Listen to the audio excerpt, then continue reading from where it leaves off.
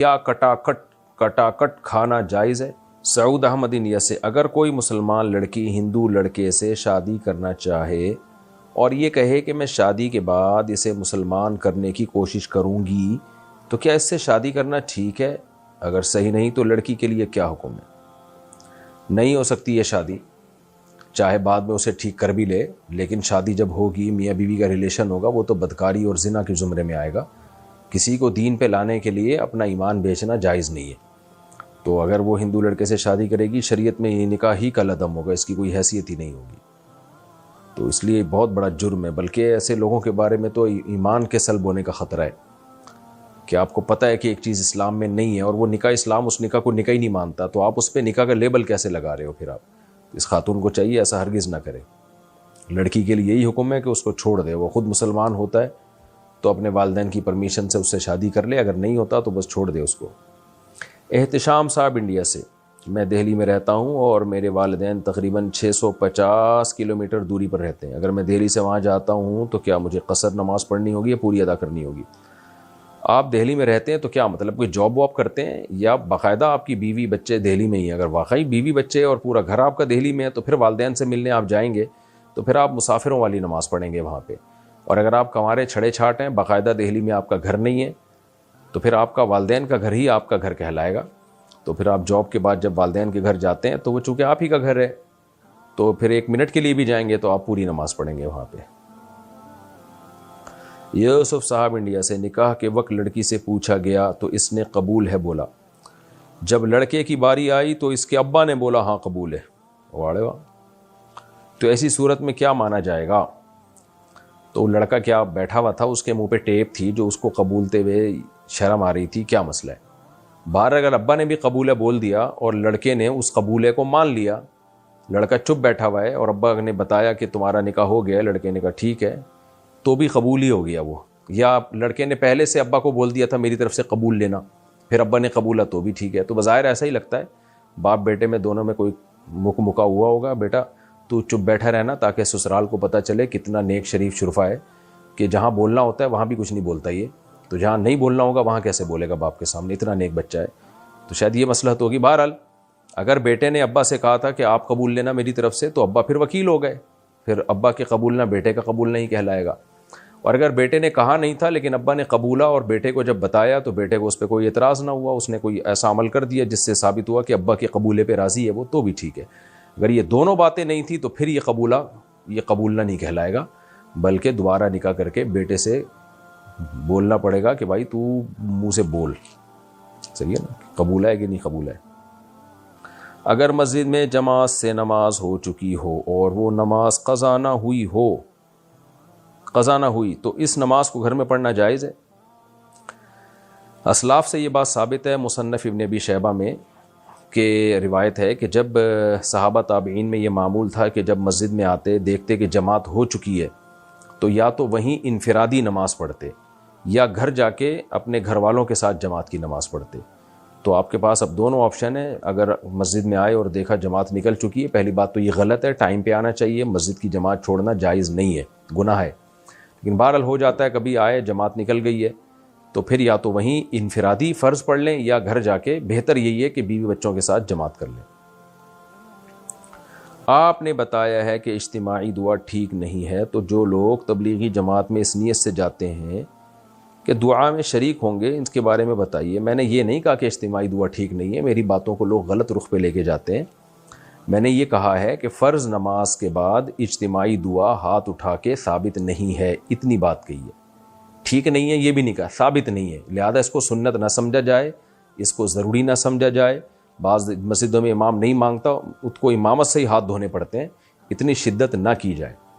تو اس پہ مفتی رشید احمد صاحب رحمہ اللہ تعالیٰ کا احسن الفتاویٰ میں غالباً 2 یا 3 جلد میں بہت شاندار رسالہ ہے، وہ بھی پڑھ لیں۔ حضرت مفتی شفیع رحمہ اللہ تعالیٰ جو مفتی اعظم پاکستان تھے، حضرت مفتی تقی عثمانی صاحب کے والد تھے، ان کا بھی اس بارے میں بہت شاندار رسالہ ہے۔ تو حقیقت یہی ہے کہ نہ ہی کہ حدیث میں اس اجتماعی دعا کا ہمیں تذکرہ ملتا ہے اور نہ ہی فقہ کی کتابوں میں۔ فقہ کی کتابوں میں بھی اس لیے نہیں ہے کہ حدیث میں نہیں ہے، قرآن و سنت میں نہیں ہے، تو اس لیے اس کا ہمیں نہیں ملتا۔ باقی یہ اتنا بڑا مسئلہ نہیں ہے کہ اس کی وجہ سے مسجدوں میں پھڈے پیدا کریں۔ اگر کوئی امام اجتماعی دعا مانگ رہا ہے تو آپ اس کو مانگنے دیں، انہیں کچھ نہ کہیں، منہ نیچے کر کے چپ کر کے بیٹھے رہیں. پہلے ہی بڑے بڑے مسائل ہیں دنیا میں، ایسا نہ ہو کہ ایک نئی جنگ چھڑ جائے. تو جس کی تحقیق ہے کہ ثابت ہے تو اس کو مانگنے دیں، جس کی تحقیق ہے ثابت نہیں ہے وہ نہ مانگے. اور اتنے سارے اختلافی مسائل ہیں چل ہی رہے ہیں نا، تو یہ بھی ایک چل جائے گا، اس میں پھڈے بازی نہ کریں. تو باقی تبلیغ میں جو اجتماعی دعا ہوتی ہے وہ الگ چیز ہوتی ہے، وہ اس کا فرض نماز کے بعد اجتماعی دعا سے کوئی تعلق نہیں ہے. وہ تو جماعتوں کو رخصت کیا جاتا ہے تو اس سے پہلے ایک دعا مانگی جاتی ہے برکت کے لیے، تو اس کو بھی سنت نہیں سمجھا جاتا، بلکہ وہ ویسی برکت کے لیے ایک دعا مانگی جاتی ہے. تو لیکن نمازوں کے بعد تو ایک عمل ہے نا باقاعدہ، کہ نماز کے بعد تو نبی سے جو وظائف ثابت ہیں وہ وظائف پڑھنے چاہیے. عامر حمزہ بنگلہ دیش سے، کیا کٹاکٹ کھانا جائز ہے؟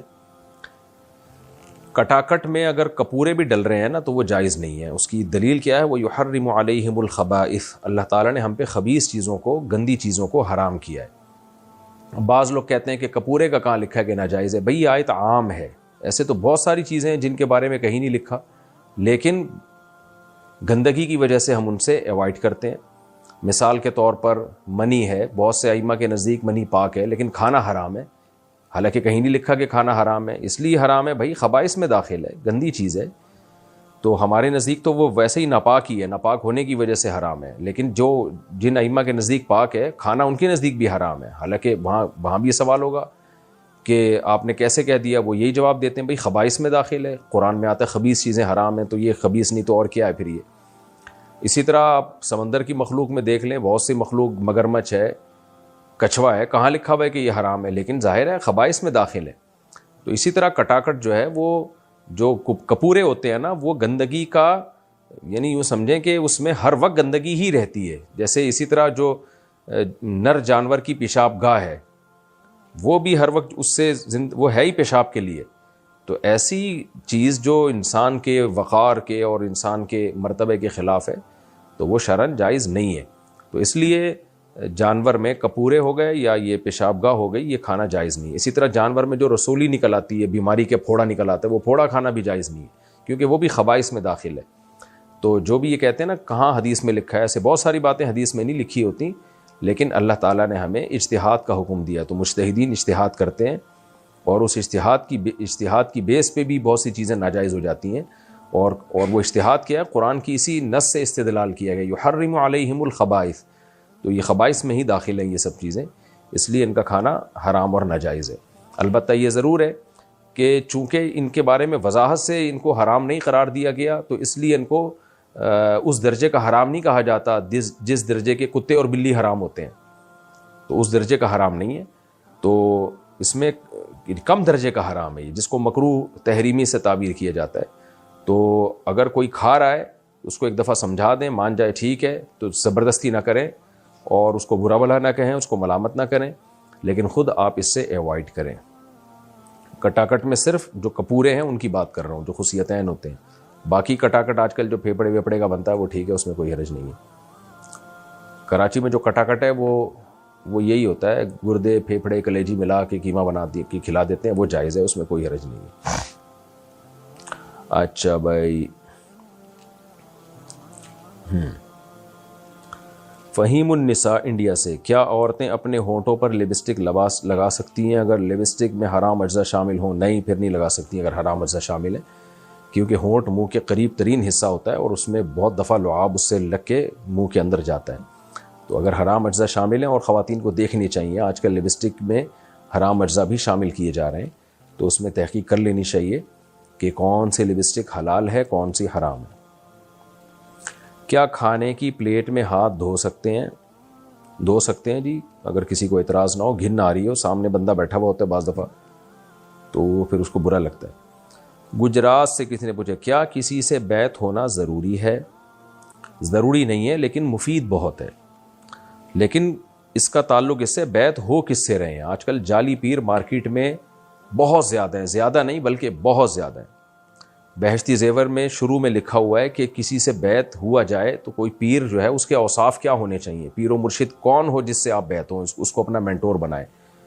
تو اس کا فائدہ یہ ہوتا ہے اگر کوئی صحیح پیر ہے، بدعتی نہیں ہے، عقیدہ بھی توحید پرست ہے، توحید پرست پیر ہے، بدعتی بھی نہیں ہے، اور شریعت کا علم بھی رکھتا ہے وہ، اور خود بھی نیک ہو، حب جاہ، حب مال، حب باہ، ان تین چیزوں کا مریض نہ ہو۔ حب جاہ کا مطلب بڑائی کا شوق، تواضع نہیں ہے اس میں، بلکہ اپنی دھونس، اور میں، میرے مرید، اور میں جو ہے نا، بعض دفعہ جب انسان کو عزت ملتی ہے تو اپنی اوقات ہی بھول جاتا ہے وہ، تو یہ سب چیزیں نہ اس کے اندر۔ پھر حب مال نہ ہو، لالچی نہ ہو، مریدوں کی پینٹوں پہ اور جیبوں پہ نظر ہو کہ اس نے ہدیہ کیوں نہیں دیا اس نے، تو یہ چیز بھی نہ ہو۔ تیسرا حب باہ، حب باہ کا مطلب یہ کہ حلال و حرام میں جو ہے نا، جو اس میں انسان میں اللہ نے مرد میں ایک ڈیزائر رکھی ہے عورت کی طرف، پیروں کے پاس جب خواتین آتی ہیں تو یہ ٹھرک بھی، بہت سے پیر ٹھرکی بھی ہوتے ہیں، بڑے بڑے ان کی اسکینڈل بن جاتے ہیں، اور جعلی پیروں کی بات کر رہا ہوں۔ تو واقعی نیک آدمی ہو، کیا شرعی حدود ہیں، بیوی اور غیر محرم میں کیا فرق ہے، وہ جانتا ہو اور عملی طور پر جانتا ہو۔ بعض تو پیر کمبخت ایسے ہیں کہ کسی خاتون نے پیر صاحب سے رابطہ کیا، میں یعنی ان کو جانتا ہوں کہ جی مجھے کسی لڑکے سے عشق ہو گیا ہے، میں شادی شدہ ہوں، تو پیر صاحب سے بیعت ہونا چاہتی ہوں تاکہ میرا وہ عشق ختم ہو جائے، تو پیر صاحب نے اصلاح کرانے کے بجائے اپنے عشق میں ڈالنے کی کوشش شروع کر دی کہ میرے اوپر لٹو ہو جا تو کسی طریقے سے، تو عجیب دو نمبریاں چل رہی ہیں اس میں، تو اس کو حب باہ کہتے ہیں۔ تو حب جاہ بھی نہ ہو، حب مال بھی نہ ہو، حب باہ بھی نہ ہو، شریف انسان ہو، اور پھر اتنا بھی کافی نہیں ہے، یعنی نیک نہ ہو بلکہ نیک بنانا بھی جانتا ہو، اس کو گھراتے ہو کہ لوگوں کی تربیت کیسے۔ بعض لوگ نیک ہوتے ہیں لیکن پاگل ہوتے ہیں، سوری پاگل کا مطلب یہ ہے کہ تھوڑا بیوقوف ہوتے ہیں، تو وہ نیک بنانا نہیں جانتے ہیں، ان کو نہیں پتہ ہوتا سوسائٹی کی اصلاح کیسے کی جاتی ہے۔ تو مصلح بھی ہوں، صالح ہونا کافی نہیں ہے، مصلح بھی ہوں، اور انتہائی اہم ترین شرط یہ ہے کہ اس بارے میں ان کی اپنی رائے کا اعتبار نہیں ہوگا، کسی بڑے بزرگ کی طرف سے ان کو اجازت بیعت بھی ملی ہو۔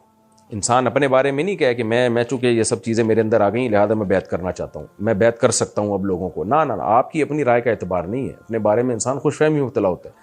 ان سے پہلے جو اکابر گزر چکے ہیں، بڑے گزر چکے ہیں، ان میں سے کسی سے اس کو اجازت بیعت ہو، خلافت ہو، وہ کہیں کہ ہاں جی میں نے ان کو پرکھا ہے، آزمایا ہے، میری رائے کے مطابق یہ بندہ نہ اس میں جاہ کی محبت ہے، نہ مال کی محبت ہے، نہ باہ کی محبت ہے، اور یہ لوگوں کی اصلاح بھی کر سکتا ہے، تو وہ اجازت بیعت بھی دیں۔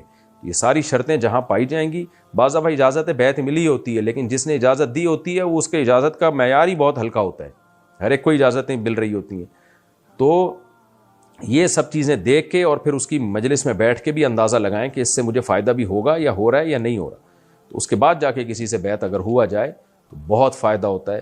اس امت میں جتنے اکابر بزرگان دین گزرے ہیں، اگر یوں کہا جائے کہ 99.99% وہی ہیں جو باقاعدہ کسی بزرگ سے بیعت تھے، تو یہ دعویٰ شاید غلط نہیں ہوگا۔ تو ایسی شرطوں کے ساتھ بیعت ہونا بہت فائدہ مند ہے۔ اگر کسی لڑکی سے نکاح نہیں ہوا ہے تو کیا اس سے فون پر بات کرنا جائز ہے؟ کوئی بہت ہی ضروری بات ہو تو ضرورت کی حد تک بات کی جا سکتی ہے، بعض دفعہ براہ راست کچھ انسان چاہتا ہے کہ کنفیوژن اپنی دور کرے، چند باتیں پوچھ لیں تاکہ شادی کے بعد مسائل کھڑے نہ ہو، لیکن گپے مارنا اور گھنٹوں گھنٹوں جو آج کل لونڈے لپاڑے فون سے چپکے ہوئے ہوتے ہیں اور خوب گپے مار رہے ہوتے ہیں، یہ حرام اور ناجائز ہے۔ اچھا بھائی، اگر بچے نے کارپیٹ پر پیشاب کر دیا تو 3 بار پہنچنے سے کیا وہ پاک ہو جائے گا، اور کیا ناپاک کارپیٹ پر گیلے پیر جانے سے پیر ناپاک ہو جاتے ہیں؟ 3 بار پہنچنے سے پاک نہیں ہوتا۔ اس کا طریقہ یہ ہے کہ بچے نے اگر کارپیٹ پر پیشاب کیا تو کوئی ٹب لے جا کے نا کارپیٹ کے نیچے گھسا دیں آپ جہاں پیشاب ہے، تو وہ تھوڑا سا اوپر ہو جائے گا، اس کے اوپر جگ بھر کے پانی ڈالیں اور تھوڑا سا مسلیں ہاتھ سے پھر ڈالیں، تو 3 دفعہ یہ عمل کریں کہ اتنا پانی جو ہے اس کے اندر سے سرایت کر جائے، یعنی اتنا پانی اس کے اندر سے نکل کے چلا جائے، یا تو آپ کو غالب گمان ہو جائے کہ بھئی یہ پیشاب نکل چکا ہوگا اب صاف ہو گیا، یا یہ کہ اتنا پانی کہ وہ 3 دفعہ اس کارپیٹ کو اس پانی میں ڈبو سکتے تھے، ہم ڈبو کے نچوڑ سکتے تھے، ایسے ڈبوتے پھر نچوڑتے پھر ڈبوتے پھر نچوڑتے پھر ڈبوتے پھر نچوڑتے، تو اتنا پانی جو ہے کم از کم اس میں سے آر پار ہو جائے تو پھر کارپیٹ پاک ہو جائے گا۔ اور اگر یہ عمل ممکن ہی نہیں ہے کسی طریقے سے تو پھر بار بار اس کو گیلا کر کے نہ نچوڑیں، اور جب غالب گمان ہو کہ اب سارا پیشاب اس میں سے نکل گیا ہوگا تو پھر کارپیٹ پاک ہوگا۔ باقی کارپیٹ پہ اگر پیشاب ہے اور وہ سوکھ گیا تو گیلے پیر جانے سے ظاہر ہے وہ گیلا ہو جائے گا دوبارہ، تو پاؤں جب پہ لگے گا تو وہ پاؤں دوبارہ ناپاک ہو جائیں گے، لیکن اس بارے میں وہم نہ کریں کیونکہ وہمیوں کو طہارت کے مسائل سمجھانا بڑا ہی مشکل کام ہوتا ہے، وہ پھر ساری زندگی کارپیٹوں پہ ہی پاؤں نہیں رکھتے، تو جب تک 100% یقین نہ ہونا کہ یہاں پیشاب پڑا ہوا ہے اس وقت تک وہم نہ کریں، کارپیٹوں پہ چلا پھرا کریں گیلے پاؤں کے ساتھ بھی، کوئی ناپاک نہیں ہوتے جب تک یقین نہ ہو کہ اسپیسیفک اس جگہ پہ پیشاب تھا اور میرا پاؤں وہاں پڑ گیا۔ صابر صاحبہ کراچی سے، اگر کوئی بغیر داڑھی کے نماز پڑھاتا ہو تو کیا نماز ہو جائے گی؟ داڑھی کاٹنا گناہ کبیرہ ہے، تغییر خلق اللہ میں داخل ہے۔ تورات میں آج تک لکھا ہوا ہے کہ حضرت موسیٰ علیہ السلام نے اپنی قوم کو کہا، اللہ نے موسیٰ علیہ السلام کو کوہ طور پہ بلا کے کہا کہ اپنی قوم کو کہیں کہ داڑھی مت کاٹیں۔ تو نبی صلی اللہ علیہ وسلم کی بخاری مسلم کی صحیح احادیث ہیں، اعفوا اللحیٰ وقصوا الشوارب، داڑھی بڑھاؤ مونچھیں گھٹاؤ۔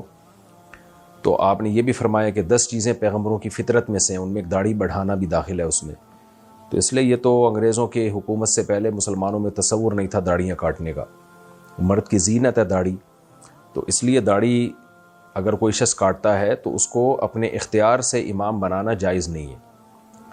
ہاں البتہ فتنہ کا خطرہ ہو، لڑائی جھگڑے کا خطرہ ہو، اب جیسے سفر میں آپ جا رہے ہوتے اکثر بغیر داڑھی والے آگے ہو جاتے ہیں، اب آپ ان کو ہٹاؤ گے کہ لڑائی جھگڑا ہوگا تو مجبوری ہے پھر اسی کے پیچھے نماز پڑھ لی جائے، جماعت نہ چھوڑی جائے۔ نماز ہر شخص کے پیچھے ہو جاتی ہے بشرطے کہ وہ مومن ہو، مسلمان ہو، ہر مسلمان کے پیچھے ہو جاتی ہے۔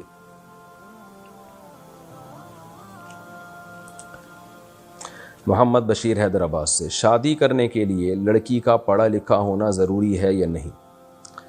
نہیں، اب تک جتنی شادیاں کائنات میں ہوئی ہیں، اب خواتین میں ایجوکیشن تو اب شروع ہوئی ہے، عصری تعلیم کی بات کر رہا ہوں۔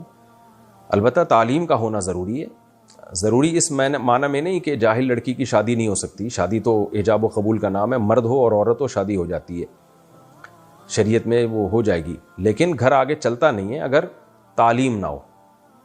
تو اب تعلیم کسے کہتے ہیں؟ تعلیم کا مطلب یہ صرف یہ نہیں ہے کہ میڈیکل کالج کی میڈیکل سائنس کی تعلیم یا میتھمیٹکس کی تعلیم۔ تعلیم کا مطلب یہ ہے کہ زندگی گزارنے کے لیے جو بنیادی علوم ہیں وہ اس کے پاس ہونے چاہیے، ان میں گھرداری سب سے پہلے ہے، اس کو پتہ ہو، دینی تعلیم تو سب سے پہلے، شوہر کے حقوق کیا ہیں، طہارت کے حکام کیا ہیں، غسل کے حکام کیا ہیں، ساس سسر کے ساتھ کیسے مجھے شریعت کیا کہتی ہے، اپنے بڑوں کے ساتھ کیسے معاملہ رکھنا چاہیے، اور شوہر کے میرے اوپر کیا حقوق ہیں، میرے شوہر کے اوپر کیا حقوق ہیں، دونوں کو حقوق پتہ ہونے چاہیے۔ اس طرح کی جو بیسک نالج ہے، جس کے لیے حضرت مولانا اشرف علی تھانوی رحمہ اللہ تعالی نے بہشتی زیور نامی کتاب لکھی تھی، وہ خواتین ہی کے لیے لکھی تھی تاکہ خواتین اس کو پڑھیں اور اپنی لائف کو سدھاریں، سیدھا کریں۔ اس میں طہارت کے حکام، صفائی ستھرائی، بہت جو گھرداری کے لیے جو چیزیں چاہیے وہ اس میں انہوں نے لکھی ہوئی ہیں۔ تو جامعۃ الرشید نے اس کو آسان کر کے چھاپا ہے، تسہیل بہشتی زیور کے نام سے، وہ پڑھ لی جائے۔ اتنی تعلیم تو ضروری ہے سب کے لیے۔ نبی صلی اللہ علیہ وسلم نے فرمایا، طلب العلم فریضۃ علی کل مسلم و مسلمہ، ہر مسلمان مرد اور عورت پہ علم حاصل کرنا فرض ہے۔ تو علماء کہتے ہیں کچھ بیسک علوم ہیں وہ تو سب پہ فرض ہیں، آگے پھر ڈیٹیل میں جب جائیں گے تو جو جس شعبے سے متعلق ہے پھر اس شعبے میں کی علوم حاصل کرنا ضروری ہے۔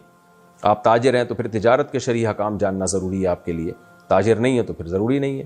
تو یہ تو بیسک تعلیم جس کو جو انسان کو انسان بنانے کے لیے ضروری ہے وہ سب کو سیکھنی ضروری ہے، چاہے مرد ہو یا عورت۔ باقی پھر یہ جو عصری تعلیم ہے آج کل کہ میڈیکل کالج میں پڑھنا، تو اگر سوسائٹی میں اس کی ضرورت ہو تو ظاہر ہے میڈیکل کالج میں لڑکیوں کی ضرورت ہے، کیونکہ لڑکیوں کا علاج تو لڑکیاں ہی کریں گی، گائنی میں تو لیڈیز ہی ہوں گی، تو اس میں پھر ایک الگ بحث ہے وہ کہ کتنی خواتین کی ضرورت ہے، کتنی کی نہیں ہے۔ آج کل تو ایک بھیڑ چال ہے، اتنی ڈاکٹرز لڑکیوں کی ضرورت ہے نہیں جتنی ڈاکٹرز لڑکیاں یونیورسٹیوں سے فارغ ہو رہی ہیں، پھر وہ بے روزگار گھوم رہی ہوتی ہیں، تو سارے ان کا پڑھا پڑھایا ضائع جا رہا ہوتا ہے۔ تو بڑے مسائل ہیں۔